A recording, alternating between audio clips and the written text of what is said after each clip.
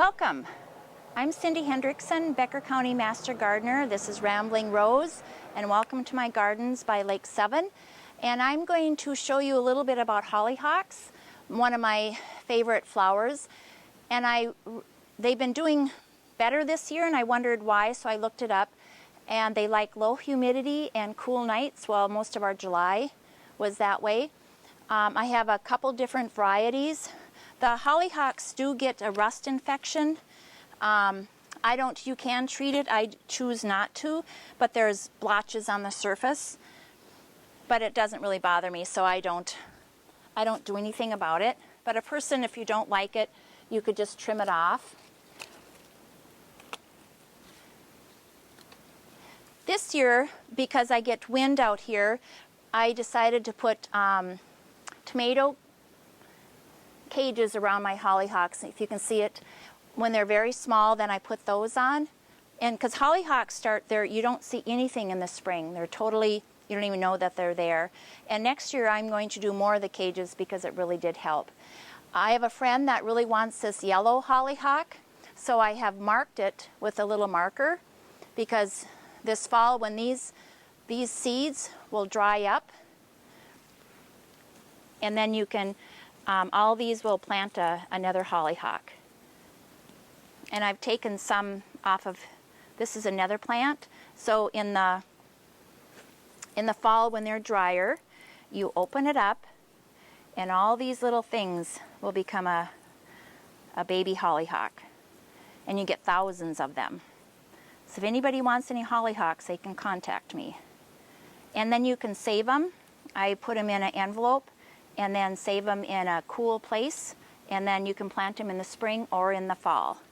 We're going to transplant a hollyhock, but as any gardener, a good gardener, I see something that needs to be deadheaded. And if you notice here is a rose. This is a bush rose that I love, and I deadheaded it earlier, so now I have roses. And maybe if I do it to this one, maybe I'll get some roses too.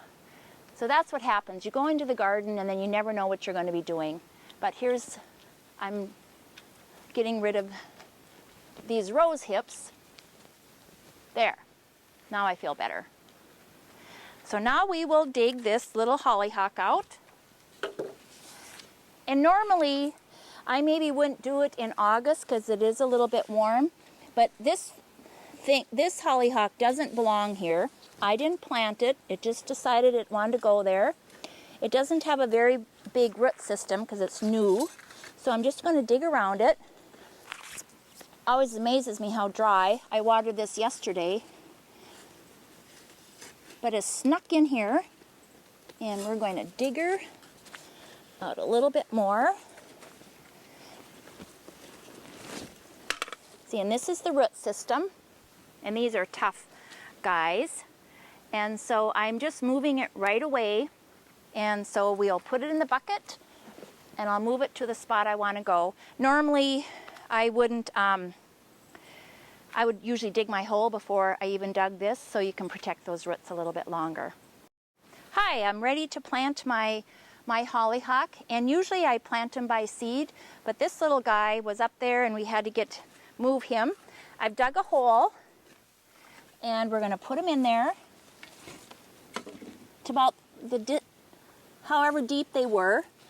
Hollyhocks are biennials, and that means that they come up every other year. But if you have lots of hollyhocks,